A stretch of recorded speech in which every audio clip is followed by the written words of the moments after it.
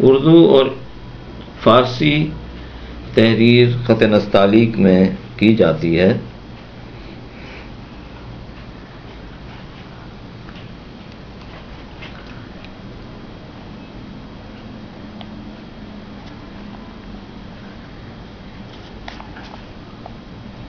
अलिमादा बे line पे लिखी जाती है और इसके दोनों पॉइंट ऊपर की तरफ सीधे होते हैं। जीम 3 हिस्सों में 1, 2 और 3 हिस्सों में कंप्लीट की जाती है। जीम इस हेड से ये कर्व ज्वाइंग लाइन होनी चाहिए।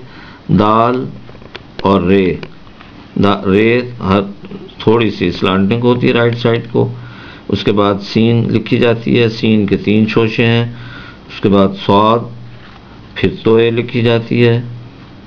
उसके बाद आइन, फे, ये कुल 11 तख्तियाँ होती हैं।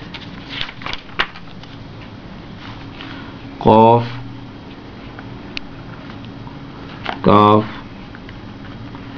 लाम, मीम, नून, वाव, हे, हमज़ा, लाम अलिफ, छोटी ये, बड़ी ये। हाँ जी, ये ज़रा सुनाओ अभी।